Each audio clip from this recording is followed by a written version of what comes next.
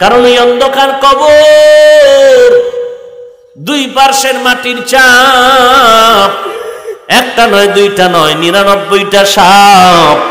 ওই কবরে জাহান্নামের আগুন, কঠিন হালাত হবে ওই কবরের হালাত। মানুষ বিশ্বাস করে না কবরের হালাত, এই জন্য আল্লাহ মাঝে মাঝে কবরের মধ্যে আগুন দেখায়, ধোঁয়া দেখায়, সাপ বিচ্ছু দেখায়।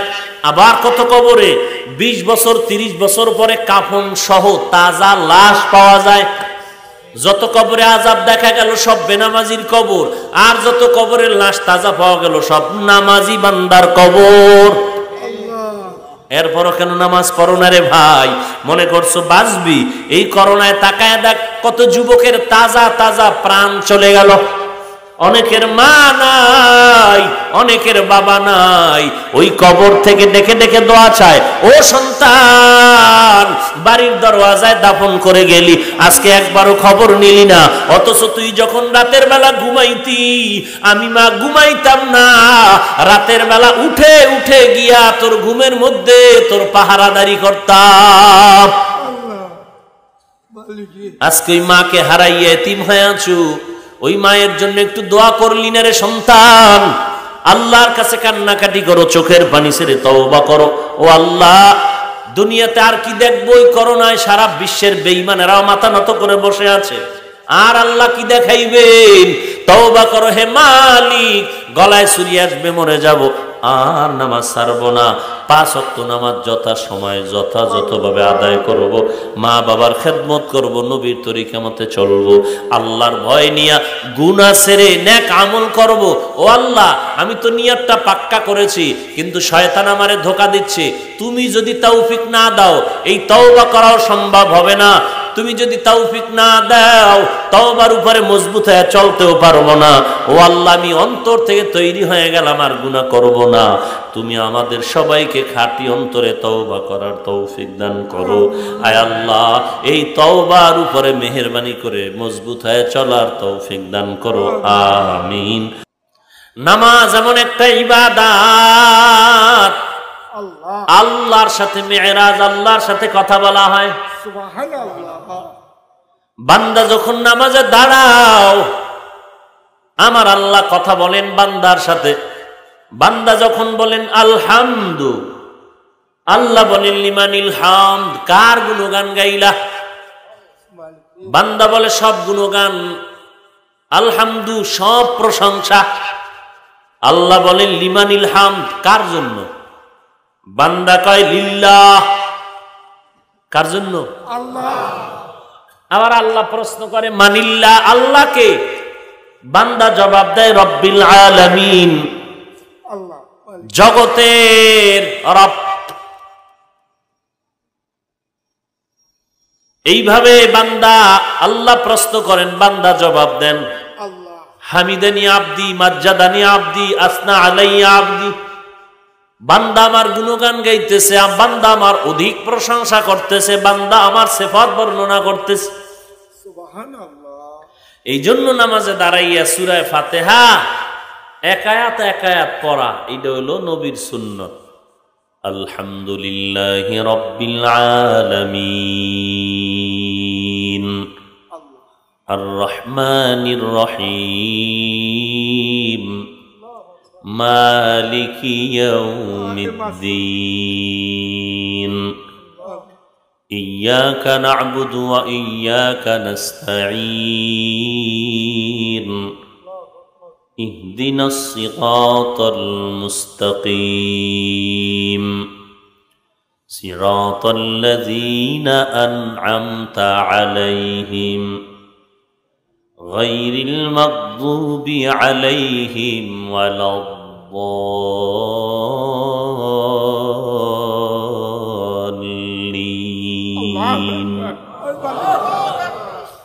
এক আয়াত থেমে থেমে পড়বে, বান্দা তুমি এক আয়াত পড়ো, একটু থামো, আল্লাহ তোমার কথার জবাব দিচ্ছেন। তুমি যদিও সরাসরি শুনো না, তবে তোমার ধ্যানটা যেন এমন হয় যে তুমি এই ধ্যানে দাঁড়াও যে আমি যা বলতেছি আল্লাহ শুনতেছেন, আল্লাহ দেখতেছেন। এইভাবে ধ্যান করে নামাজ আদায় করে নাও, তোমার একটা সেজদা জান্নাতের গ্যারান্টি কার্ড দিয়ে দিবে। কারণ আল্লাহর নবী বলেন, বেঈমান আর মুমিনের মধ্যে পার্থক্য নামাজ। বেঈমানেরা নামাজ পড়ে না, মুমিন মুসলমান নামাজ ছাড়ে না। রিজিকের মালিক কে? আল্লাহ। হায়াতের মালিক কে? আল্লাহ। সুস্থ দেওয়ার মালিক কে? আল্লাহ। আল্লাহ যদি রিজিকের মালিক হয়, আল্লাহ যদি হায়াতের মালিক মনে করেন, আল্লাহ যদি আমার ইজ্জতের মালিক মনে করেন, তাহলে চিন্তা কেন করেন যে নামাজ পড়লে আমার চাকরি চলে যাবে, নামাজ পড়লে আমার ম্যানেজার বেজার হবে, নামাজ পড়লে আমার বন্ধু বেজার হবে? ওরে দুনিয়ার সব বেজার হয়ে যাক, কোন আফসোস নাই। আমি মুমিন, আমার রিজিক দেয় আমার আল্লাহ, ইজ্জত দেনেওয়ালা আমার আল্লাহ। আমার চাকরি আমারে খানা দেয় না, আমার ভাই আমারে খানা দেয় না, আমার নেতা আমাকে খানা দেয় না। রিজিক দেওয়ার মালিক আল্লাহ, সুস্থ রাখার মালিক আল্লাহ, ইজ্জত দেওয়ার মালিক আল্লাহ।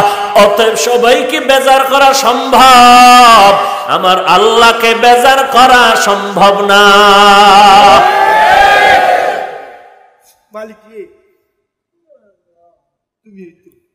আল্লাহ পাক চাকরি ছাড়া খাওয়াইতে পারে না। এই যে আপনাদের মেঘনা নদীতে বড় বড় মাছ, ওরা কি না খায় থাকে? ওদের তো খানা আছে। বড় বড় সমুদ্রে নীলতিমি আছে, নীলতিমি। এক একটা নীলতিমির দৈনিক খানার তালিকা 1000 কেজি চিংড়ি মাছ। এরকম কত হাজার নীলতিমি আছে মহাসমুদ্রে। কে খাওয়ায়? আল্লাহ। কে খাওয়ায়? আল্লাহ। গর্তা ওয়াকুল মিকুনি হর সবহ শাম মিরসানাদ রিজকে তু আজলা মাকাম জুজবা হকছি যে মখা আজ ইনসো যা ফজলে উ আমস্তে দর জুমলা জাহা। যারা আল্লাহকে ভয় করবেন তাদের 6 গুণের 2 নাম্বার গুণ, তারা কয় ওয়াক্ত নামাজ পড়বেন। যদি কেউ কম পড়ে, প্রমাণ হলো তারা আল্লাহকে ভয় করে না। এবার একটা পেশের কথা কি বলে, হুজুর সামনের কাতারে 5 ওয়াক্ত নামাজ পড়ে বের হইয়া বিড়ি টানে। সামনের কাতারে 5 ওয়াক্ত নামাজ পড়ে মসজিদের বের হওয়ার পর মিথ্যা কথা বলে। মসজিদে সামনের কাতারে নামাজ পড়ে বের হইয়া সুদের টাকায় ব্যবসা করে। এরকম মুসল্লি ইন্ডিয়ায় আছে, কিন্তু বাংলাদেশে নাই। আছে, আপনি কইলেও আছে, না কইলেও কইলে আছে। হায় হায় হায়। এবার বলবেন, যেই বান্দা 5 ওয়াক্ত নামাজ পড়ে, আল্লাহর ওয়াদা যারা 5 ওয়াক্ত নামাজ পড়ে মুত্তাকিনদের 2 নাম্বার গুণ, যারা নামাজ কায়েম করবে তারা আল্লাহকে ভয় করে, এটা প্রমাণ। কিন্তু কথা হলো, যেই বান্দা আল্লাহকে ভয় করবে সে তো গুনাহ করবে না। মা বাবার সামনে সন্তান অন্যায় করে না কেন? বলে মা বাবারে ভয় পায়, ভিড়াইব। ওস্তাদের সামনে ছাত্র অন্যায় করে না কেন? ওস্তাদ শাসন করবে, ভয়। তো যেই বান্দা আল্লাহকে ভয় করবে সে আল্লাহর আযাবের ভয়ে তো গুনাহ করবে না। তাহলে যে 5 ওয়াক্ত নামাজ পড়ে, প্রমাণ সে আল্লাহকে ভয় করে, তো গুনাহ করে কেন? সুদ খায় কেন? মিথ্যা বলে কেন? এর ফাইনাল জবাব, ও যদি 22 হাত পাগড়ি লাগাইও সামনের কাতারে নামাজ আদায় করে আবার বের হইয়া যদি দেখেন মিথ্যা কথা বলে, লেনদেন খারাপ, একমাত্র জবাব তার নামাজটা নামাজের মতো হয় নাই। নামাজটা নামাজের মতো হয় নাই। নামাজে ভেজাল। নামাজে কি ভেজাল? কেমন ভেজাল একটু প্রমাণ দেই, হালকা পাতলা। আপনারাই জবাব দিবেন। কোরআন পড়নেওয়ালা হাফেজ সাহেব, ওলামায়ে কেরাম, ইমাম সাহেব, মুয়াজ্জিন সাহেব, কারি সাহেব, এরা যত তাড়াতাড়ি সহিভাবে, খুব খেয়াল করেন, এরা যত তাড়াতাড়ি শুদ্ধ করে কোরআন পড়তে পারবেন, যত দ্রুত, আপনারা তত দ্রুত পারবেন। এখনো বুঝেন নাই? কি বুঝছেন? কোরআন পড়নেওয়ালা কারি সাহেব, হাফেজ সাহেব, আলেম, ইমাম সাহেব, এরা শুদ্ধ করে দ্রুত গতিতে যত তাড়াতাড়ি কোরআন শরীফ পড়তে পারবেন। আপনারা পারবেন? পারবেন? তাহলে ইমাম সাহেবের 4 রাকাত নামাজ পড়তে না পড়তে আপনি 6 রাকাত পড়েন, তামসা করেন নামাজে না? তামাশা করেন? কি পড়েন? কি পড়েন? মসজিদের টাইলস গুনেন খাড়ায় খাড়ায়? একেবারে আল্লাহু আকবারও কয় কিনা আল্লাহ জানে। আল্লাহু আকবার এটারে বলে তাকবীরে তাহরিমা। তাকবীরে তাহরিমা। এই তাকবীরটা এমন ভাবে বলতে হবে নিজ কানে যেন শোনা যায়। এটা ফরজ। কি ভাই? ফরজ। এই তাকবীর শুনাইয়া নিজের কানে শুনতে হবে। এই পরিমাণ আওয়াজে যদি না বলেন নামাজ হবে না। না এই চুপচাপ, কোনো কথা নেই। কেউ ভাই তুমি চুপ কয়, আমি ভিতরে ভিতরে মোরা খাওয়াই আছি। নামাজ ঠিক হয়েছে না ভেজাল? এই ভেজালিলে আল্লাহ তো সুদ খাইবই, হেব না? হায় হায় হায় হায়। নামাজ যত বড় পিসাব কান আর মুক্তি সাপ কান, যত বড় বুজুর্গ বলেন না কেন, যদি দেখেন তার কথা ঠিক নেই, ওয়াদা ঠিক নাই, লেনদেনে ভেজাল, হ্যাঁ মিথ্যা বলেন, আউযুবিল্লাহ, সব মূলে একমাত্র জবাব তার নামাজ ঠিক নাই। আর যার নামাজ ঠিক অবশ্যই তার জিন্দেগি পুরাটাই ঠিক। আমার মধ্যে ভেজাল যদি পান দেখেন প্রমাণ কি আমার নামাজে ভেজাল। এই জন্য আল্লাহ ওয়াদা করেছেন ইন্নাস সালাতা তানহা আনিল ফাহশাই ওয়াল মুনকার, নিশ্চিত নামাজ মানুষকে গ্রহিত কাজ পাপাচার থেকে ফিরায় রাখবে নিশ্চয়ই। আল্লাহর ওয়াদা, আল্লাহর ওয়াদা তো মিথ্যা না? মিথ্যা? তাহলে নামাজ পড়ার পরে কেন সে পাপাচারে লিপ্ত? নামাজ ঠিক নেই, নামাজ ঠিক নাই। মুত্তাকিনদের 2 নাম্বার গুণ 5 ওয়াক্ত নামাজ কায়েম করবেন। নামাজে বান্দা এমন ভাবে দাঁড়াইবেন যে আল্লাহ দেখতেছেন এই মনে করে নামাজে দাঁড়াবেন। অজুটা করবেন সুন্দর করে, তাড়াহুড়া নাই। ইস্তেনজার থেকে পবিত্রতা অর্জন করবেন, তাড়াহুড়া নাই। অজু করার সময় পানি অপচয় করবে না, মেসওয়াক করা ভুলবে না, কথাবার্তা বলবে না। মসজিদে ইতিকাফের নিয়তে ঢুকবেন, জুতা 2টাও যেন এমনে না লয়, এইভাবে নিয়ে ঢুকবেন যেন জুতার পানি বালু মসজিদে না পড়ে। আর যে এরকম আঙ্গুলের সিফায় ঢুকাইয়া জুতার তলা মসজিদের মুখী কইরা ঢুকে, আবার 2 তলা এক জায়গায় করে এইভাবে দইরা ঢুকে, এভাবেও না। তাকওয়া বড় কঠিন জিনিস, তাকওয়া বড় কঠিন জিনিস। বান্দার পোশাকটা হতে হবে, যেহেতু আমার আল্লাহর বাড়ি ঢুকতেছি, প্রধানমন্ত্রী যদি আপনাদের কেউ দাওয়াত দেয়, একেবারে এই ফ্রেশ কোম্পানিতে যাইয়া নতুন জামাটারে বালু দিয়া ইস্তারি করবেন, সিমেন্ট মেরে। প্রধানমন্ত্রী ডাকছে, সিমেন্ট দিয়া এটারে পুরা প্রলেপ দিয়া এটারে গায়ে পুরিয়া চেহারায় মনে করবেন যে বিউটি পার্লারের সিমেন্ট, এটা মাইকের পরে যাবে এমন, হ্যাঁ না।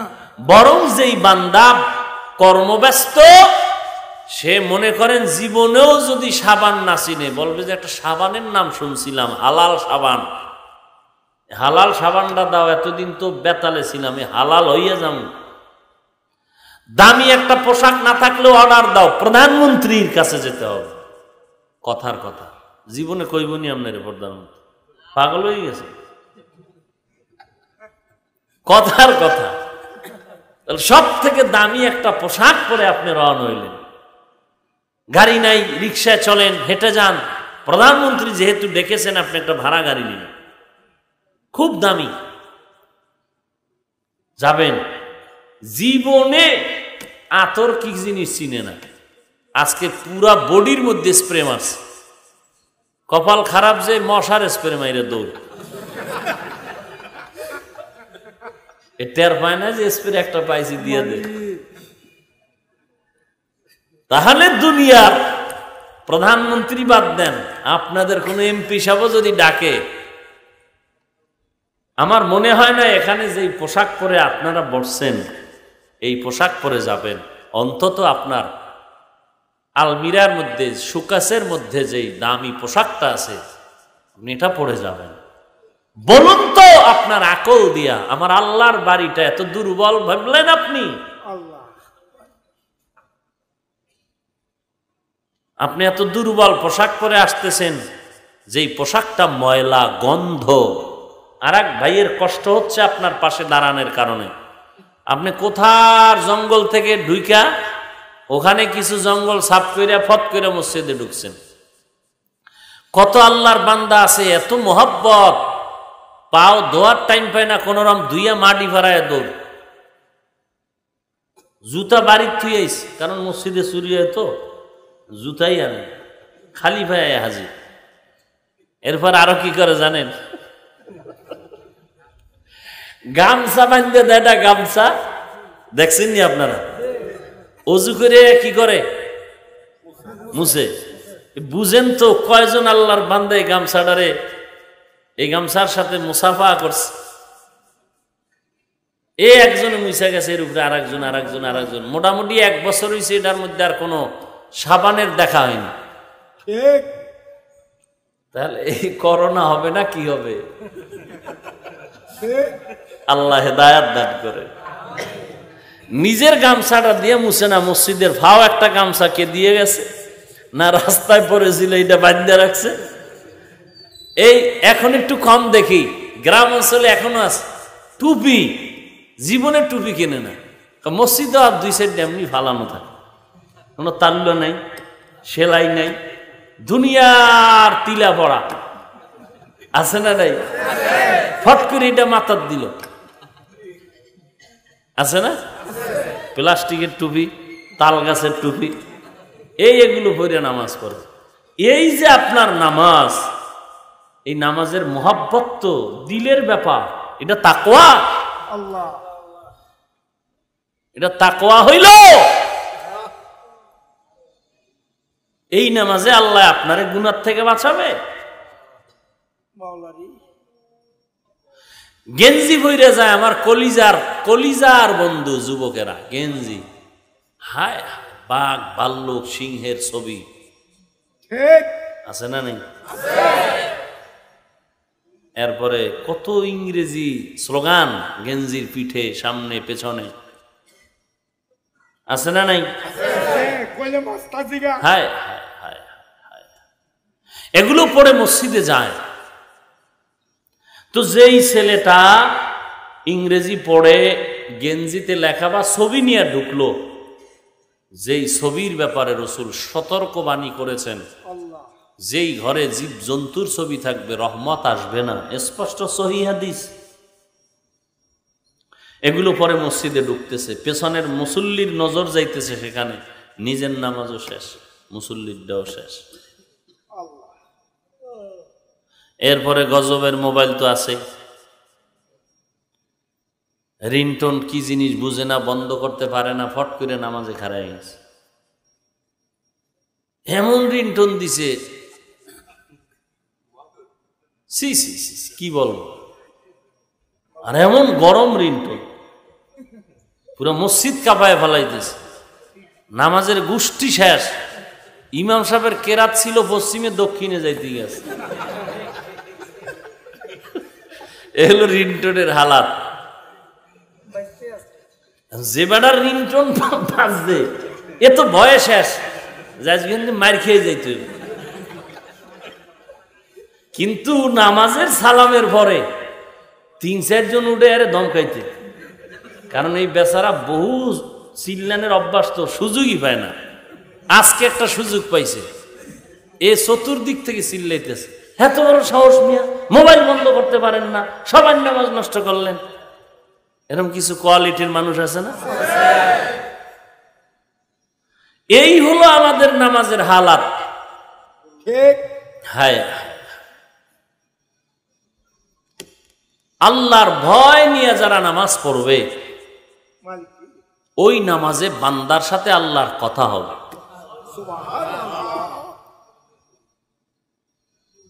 আল্লাহ আল্লাহ আল্লাহ। ওয়া ইউকিমুনাস সালাহ, নামাজ কায়েম করবে, 5 ওয়াক্ত নামাজ। মদিনার নবী বলেন, কেউ যদি দৈনিক 5 বার বাড়ির সামনের কোনো পানির কূপে গোসল করে তার শরীরে ময়লা থাকে না। ও সাহাবায়ে কেরাম শুনে নাও, যারা 5 বেলার নামাজ আদায় করবে অজু করিয়া, আমি নবী বললাম তাদের আমল নামায় কোনো গুনাহ থাকে না। আমল নামায় গুনার ময়লা থাকবে না। এই যে বারবার এত ফজিলত শুনতেছেন নামাজের, এই ফজিলত কোন নামাজির জন্য? নামাজ পড়লে গুনাহ থেকে বাঁচাইবেন আমার আল্লাহ। আবার সেই আল্লাহই বলেন নামাজ হবে জাহান্নামের কারণ। ওয়াইল নামক জাহান্নাম নামাজির জন্য, ওয়াইল নামক জাহান্নাম, ওয়াইল নামক জাহান্নাম নামাজি বান্দার জন্য। নামাজি মুসল্লির জন্য ওয়াইল নামক জাহান্নাম, ফাওয়াইলুল লিল মুসাল্লিন। আসেনি কোরআন শরীফে? ওয়াইল মানে জাহান্নাম, মুসল্লি যারা নামাজ পড়ে, তাহলে মুসল্লির জন্য ওয়াইল নামক জাহান্নাম। এবার বুঝেন তো, নামাজ পড়ে মুসল্লি, সেও জাহান্নামে যাবে কেন? যেই নামাজে আল্লাহর সাথে কথা হবে, এই নামাজে বান্দাকে জান্নাতি বানাবে। আবার আল্লাহ নিজেই কোরআনে বলেন ওয়াইল নামক জাহান্নাম নামাজি মুসল্লির জন্য। তাহলে নামাজে নামাজে ব্যবধান আছে না নাই? পয়গম্বর আরবি সাল্লাল্লাহু আলাইহি ওয়াসাল্লাম রাহমাতুল লিল, যার কোনো গুনাহ নাই, আছে নাকি? স্বপ্নে টপ্নে পাইছেন নবীজির কোনো গুনাহ আছে? সেই নবী সারা রাত নামাজ পড়ে পা মোবারক ফুলে যেত। আম্মা জান আয়েশা বলতেন, নবী আপনার কোনো গুনাহ নাই, এত কষ্ট করেন কেন? নবীজি জবাব দিলেন, আফালা কুনা আবদান শাকুরা। ও আয়েশা, তোমাকে আমি 6 বছর বয়সে বিয়ে করলাম, 9 বছরে ঘরে আনলাম, 18 বছরে আমি নবী বিদায় নিলাম। আম্মা জান আয়েশা নবীর ঘরে আসিয়া সময় কাটাইলেন 9 বছর। এই 9 বছরে আম্মা জান আয়েশা কি পাইলেন? বলে আম্মা জান আয়েশা একজন নারী হইয়া 2000-এর উপরে হাদিস মুখস্থ করে ফেললেন। হাজার আসেনি বাংলাদেশে কেউ? যদি না থাকে তো আহলে হাদিস বলার অধিকার নাই। আম্মা জান আয়েশা কি পাইলেন 9 বছরে? বলে রাইসুল মুফাসসিরিন আব্দুল্লাহ ইবনে আব্বাস রাদিয়াল্লাহু তাআলা আনহু সহ রাসূলের যুগের বড় বড় বড় বড় বড় বড় সাহাবী কঠিন কোন মাসআলায় যদি আটকাইয়া যাইতেন, আম্মা জান আয়েশার কাছে গিয়ে সমাধান পাইতেন। সুবহানাল্লাহ। আপনাদের এলাকায় তো আয়েশা আছে না? আছে। সব আয়েশা এক নাকি? আছে।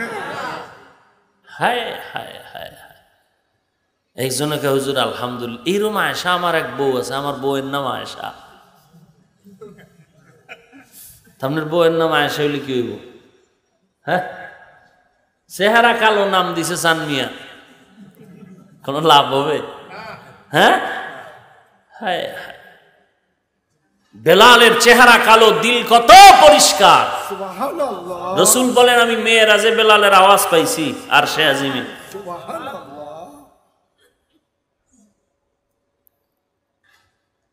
এই জন্য অন্তরে তাকওয়া ঢুকাও, অন্তরে তাকওয়া, তাকওয়া আল্লাহর ভয়।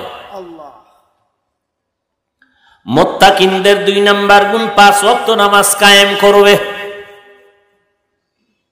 আর এই 5 ওয়াক্ত নামাজ যারা কায়েম করবে, পড়বে না, কি করবে? এদেরকে বলতে হবে না তাহাজ্জুদ পড়ো, ইশরাক পড়ো, আউয়াবিন পড়ো, চাশত পড়ো। এই 5 ওয়াক্ত তাদেরকে টেনে টেনে তাহাজ্জুদে ঢুকায় দেবে। সুবহানাল্লাহ। তবে এটা পড়লে হবে না, যখন কায়েম করবে তখন ঢুকে যাবে তাহাজ্জুদে।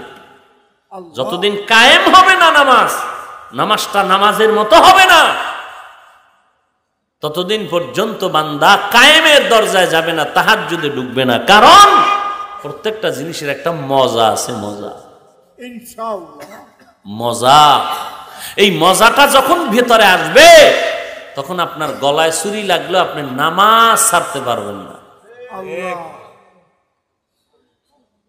আল্লাহ আপনি আমাদের সবাইকে 5 ওয়াক্ত নামাজ বা জামাআত আদায়ের তৌফিক দান করুন। এরপরে নামাজে যখন আসলেন, ভেতরে ঢুকলেন, নামাজে দাঁড়াবেন, প্রথম তাকবীরে তাহরিমা বলে হাত বাঁধবেন। হাত বাঁধার পরে আউযুবিল্লাহ বিসমিল্লাহ পড়লেন, না পড়লেও চলবে। এরপরে সূরা ফাতিহা শুদ্ধ করে পড়তে হবে। এবার নিজেরে নিজে প্রশ্ন করেন, আপনার সূরা ফাতিহা শুদ্ধ কিনা? বলবেন হুজুর পারি না কোন রকম। আমরা যে পড়ি এটার দ্বারা তো বুঝতে পারেন আপনার দ্বার হালাত কি, বুঝতে পারেন না? একজনে তেঁতুল খায়, বলে ভাই এটা টক না ঝাল, ঠোঁটের মিস কলে বুঝো না। তো আমরা উলামায়ে কেরাম যখন কোরআন শরীফের সূরা ফাতিহা পড়ি তখন আপনি বুঝতে পারেন না আপনার সূরা ফাতিহার হালাত কি। নামাজ ভঙ্গের কারণ 19টা। 1 নাম্বার কারণ কেরাত অশুদ্ধ হলে নামাজ হবে না। হ্যাঁ হবে। কোন ব্যক্তির অশুদ্ধ কেরাতে নামাজ হবে? যে ব্যক্তি কেরাতকে শুদ্ধ করার চেষ্টা করে। কয় হুজুর চেষ্টা করার সময় নেই, অজুহাত কি অজুহাত? স্কুল খোলা, লেখাপড়ার চাপ, চাকরির চাপ, ডিউটি করা লাগে, ব্যবসা করা লাগে, ছেলে মেয়ের ঝামেলা। আল্লাহ কয় লেখা রাখ, 6-7 মাস লকডাউনে ফালায় রাখছি, তখন পড়ো নাই কেন? তখন কেন কোরআন শিখলি না? এত মজার কোরআন, 3 মাসের মধ্যে কোরআন শিখাটা সহজ হয়ে যেত।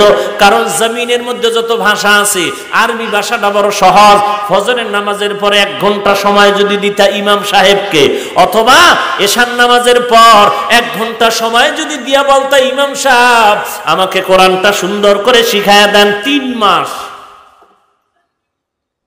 3 মাসে আপনি কোরআন শিখে ফেলতেন। দৌড়, একেবারে দ্রুত গতিতে কোরআন পড়া শিখতে পারতেন। 1 ঘন্টা করে সময় যদি দিতে পারতেন, পারলেন না, কপাল বড় খারাপ। পারলেন না। অথচ কোরআন শুদ্ধ না হলে নামাজ হবে না। এবার বুঝতেছেন তো যে নামাজি কেন মিথ্যা কথা বলে, নামাজ পড়ে কেন সুদ খায়, নামাজ পড়ে কেন ঘুষ খায়, নামাজ পড়ে কেন জবান দিয়ে গালাগালি করে, গীবত করে, শেকায়াত করে, নামাজ পড়ে কেন মানুষের সাথে ওয়াদা খেলাপ করে, লেনদেনে খারাপ করে, ধোঁকা দেয় মানুষকে। বুঝলেন তো যে নামাজে কি ঝামেলা আছে?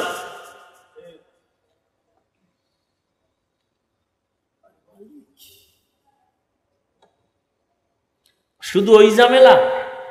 আরে নিজের নামাজ যদি পারফেক্ট হয়ে যায় এরপরে তো বহু ঝামেলা। কি?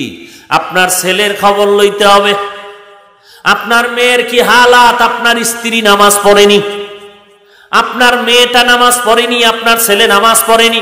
এই আব্বা যান, ওই সন্তান যদি গুনাহ করে কিয়ামতের ময়দানে আপনাকে জবাব দিতে হবে, আসামির কাঠগড়ায় দাঁড়ায়া, পালানোর কোনো সুযোগ নাই। দলিল চান? দলিল। কিয়ামতের ময়দানে আল্লাহ আপনার সন্তানকে বলবে আমার ইবাদত করস নাই কেন? জবাব দিবে সন্তান, বলবে ইন্না আতানা সাদাতানা ওয়া কুবারানা ফাআদাল্লুনা সাবিলা।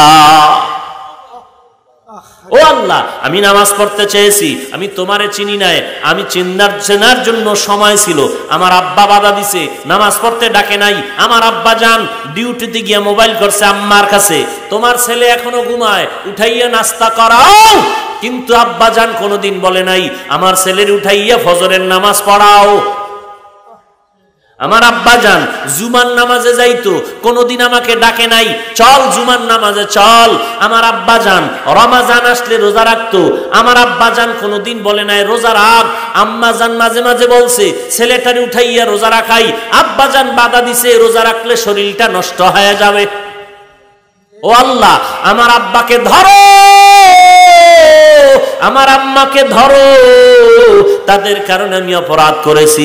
আল্লাহ বলেন তোরে তো আমি ভালো মন্দ যাচাই করার জ্ঞান দিছিলাম, ওই জ্ঞান খাটাইয়া কেন ভালো রাস্তায় চললি না?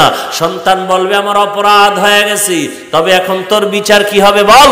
সন্তান এবার ফয়সালা দেয়, রব্বানা আতিহিম যিফাইনি মিনাল আযাব ওয়ালআনহুম লা'নান কাবীরা।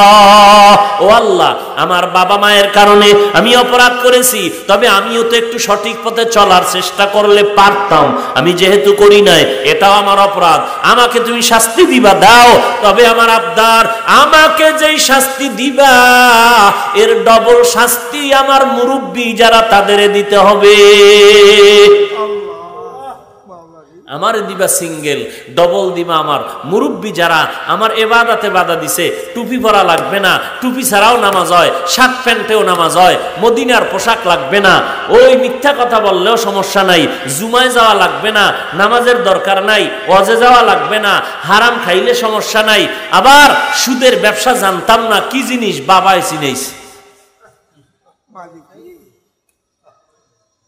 এবার বুঝেন তো আপনি নামাজ পড়িয়াও আপনার উপায় কি?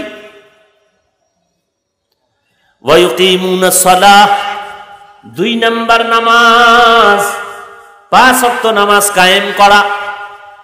নামাজের মতো নামাজ বান্দা যদি পড়তে পারো জীবনের গুনাহ মাফ হয়ে যাবে, এবং এই নামাজ তোমার জন্য কবরে কি হবে জানো?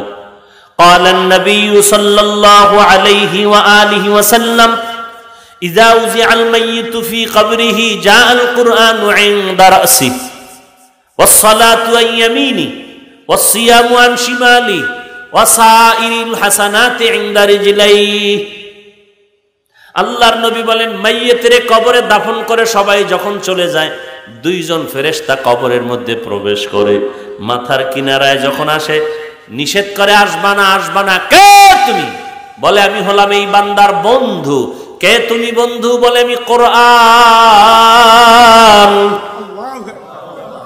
ফেরেশতারা ঘুরিয়া ডানে যায়, বলে আসবা না। কে নিষেধ করেছো? আসসালাহ, বলে আমি এই বান্দার বন্ধু নামাজ। ফেরেশতারা বামে যায়, আসবা না। কে তুমি? বলে আমি হলাম রোজা। ফেরেশতারা পায়ের কিনারায় যায়, আসবা না। কে নিষেধ করেছো? বান্দার জবাবে ফেরেশতাদের জবাবে বান্দার জবাব হবে আমি হলাম এই বান্দার বন্ধু। বলে কি? বলে নেক আমল, যাবতীয় নেক আমল, মেসওয়াকের আমল, দস্তারখানের আমল, পাগড়ির আমল, টুপির আমল। সুবহানাল্লাহ। কতক্ষণ? বলে বান্দাকে জান্নাতে ঢুকাইয়া দেওয়া পর্যন্ত আসি। সুবহানাল্লাহ। 1 নম্বরে মাথায় থাকবে কোরআন, ডানে থাকবে নামাজ, বামে থাকবে রোজা। ও ভাই, কেমনে বুঝাইতাম? যারা এত বয়ান শুনতেছেন, মোবাইলে শুনতেছেন, ঠিক হচ্ছেন না কেন? রাস্তায় আসেন না কেন? আপনি যেই লাইনে চলতেছেন এই লাইনে নমরুদ্দিয়া চলছে, ফেরাউন চললো, সাদ্দাত চললো, কারুন চললো, সব বেঈমানেরা যে চললো। যেই ফেরাউনের লাশ এখনো আছে কোথায়? এত ক্ষমতা, এত ক্ষমতা, এত দাপট, কিন্তু সারা দুনিয়াতে দেখেন তো ফেরাউন নামের কোন বেঈমান আসেনি? কারো ঘরে ফেরাউন নমরুদ নামে আছে? আছে কারো নাম? এবার চিন্তা করেন তো কি পরিমাণ ক্ষমতার দাপট ছিল ওই সময়। অথচ দুনিয়ার কোন বেঈমানেও ফেরাউন রাখে না নিজের সন্তানের নাম। তাহলে গইল কি? ওদের নাম নেওয়ার কেউ নেই। এই জিন্দিগির কি লাভ? অথচ সমস্ত আম্বিয়া কেরাম, সাহাবায়ে কেরাম, আউলিয়া কেরাম পর্যন্ত এদের নাম কেউ ভুলবে না। ইতিহাসের পৃষ্ঠায় স্বর্ণাক্ষরে মানুষ স্মরণ করতেছে। অথচ তাদের ক্ষমতাও ছিল না, টাকাও ছিল না, বাড়ি গাড়িও ছিল না, সাধারণ জীবন যাপন করে গেছেন। চট্টগ্রামের আমানত শাহ রাহমাতুল্লাহ আলাইহি কত গরিব, ডিসি সাহেবের পিয়ন ছিল, ডিসির খবর নাই, আমানত শাহর নাম বেদিন বেঈমানেরাও শ্রদ্ধা ভরে স্মরণ করে। খাজা মঈনুদ্দিনের খবর নিয়ে দেখেন, এমন কোন হিন্দু নাই ভারতের মধ্যে যে মঈনুদ্দিন চিশতিকে সম্মান করে না, মোহাব্বত করে না। কেমন জীবন তারা রেখে গেলেন। ফেরাউনের মতো ক্ষমতা, টাকা পয়সা, বাহাদুরি করে কি লাভ হবে? একটা নাম নেওয়ার যদি দুনিয়াতে কেউ না থাকে। আরে এমন জিন্দেগি তৈরি করেছে মানুষ যে আজকে মঈনুদ্দিনের নাম রাখার জন্য নিজের সন্তানের পাগল হয়ে যায় বাবা। কেমন জীবন তাদের, যে তাদের নাম রাখলে মনে করে বরকত। অথচ বেঈমানের যদি কোন তোরে মাসে 1 লাখ করে টাকা দেব, তোর ছেলের নামটা ফেরাউন রাখবে? কোন বেঈমান রাখবে? আর কেমনে বুঝাইতাম? 5 ওয়াক্ত নামাজ, কবরে গেল এই নামাজ আপনার বন্ধু হয়ে যাবে। কিয়ামতের ময়দানেও আল্লাহ নামাজের হিসাবটা আগে নিয়ে ফেলবেন। যুবক, আপনার মতো যুবক স্কুলে পড়ে, কলেজে পড়ে, চাকরি করে, ব্যবসা করে, 5 বেলার নামাজ পড়ে আসে না?